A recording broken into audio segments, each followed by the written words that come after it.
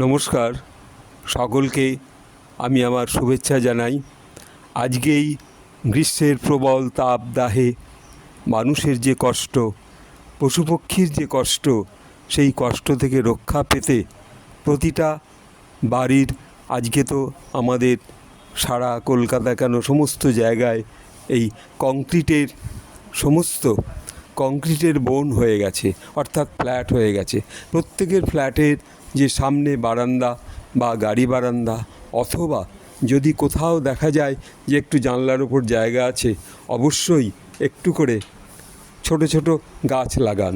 যেমন তুলসী গাছ লাগাতে পারেন, খুব ছোট টবে একটা নিম গাছ লাগাতে পারেন, অথবা খুব ছোট একটা জবা গাছ লাগাতে পারেন।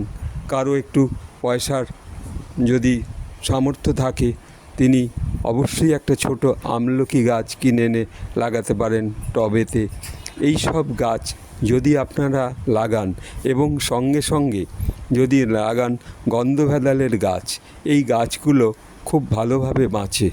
অথবা শরীরের জন্য অনেক সময় বাড়িতে বয়স্করা থাকলে তাদেরকে দিতে পারবেন, এই গন্ধভেদালের পাতার ঝোল খাওয়ানো যেতে পারে এবং তা থেকে শরীরের উপকার হবে। এবং কালমেঘের গাছ, এই গাছগুলো টবেতেও খুব ভালো হয়। এইগুলো রক্ষা করার জন্য, এইগুলো নিজেকে রক্ষা করা এবং প্রতিবেশীকে রক্ষা করার জন্য প্রত্যেকের কাছে অনুরোধ করব হাত জোর করে, যে প্রত্যেকে তাদের যে ব্যালকনি আছে, ব্যালকনিতে অথবা ছাদের ওপরে বিভিন্নভাবে ছোট ছোট, কেউ বা ফুলের গাছ, গাঁদা ফুলের গাছ। অনেক সময় দেখা গেল যে কাজ করতে করতে হাত কেটে গেল, মেয়েদের রান্না করতে করতে, তখন ওই গাঁদা ফুলের যে পাতার যে রস, ক্যালেন্ডুলা, সেই থেকে তারা তক্ষুনি লাগাতে পারলে শরীরটা ভালো হবে এবং রক্তপাতটা কম হবে।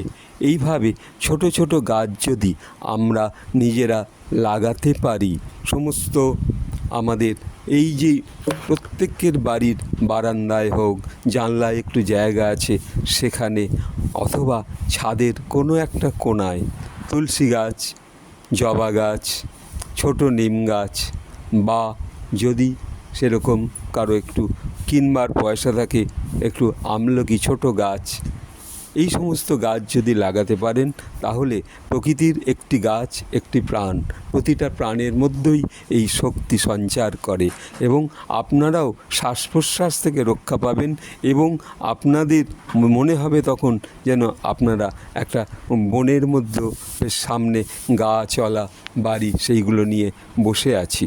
এই জন্য আমি অনুরোধ করব, এই গ্রীষ্মের প্রচণ্ড কষ্টের মধ্য থেকে এবং প্রত্যেকটা পাখি পক্ষীকে একটু জল দেবেন, এইটুকু অনুরোধ করে এখানে শেষ করছি।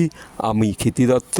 এই ছোট্ট ভিডিওটা আপনাদের ভালো লাগলে একটু লাইক করবেন, একটু শেয়ার করবেন, একটু সাবস্ক্রাইব করবেন। সর্বে ভবন্তু সুখিনঃ, সর্বে সন্তু নিরাময়া, সর্বে ভদ্রাণি পশ্যন্তু, মা কশ্চিৎ দুঃখভাগ্ ভবেৎ। নমস্কার।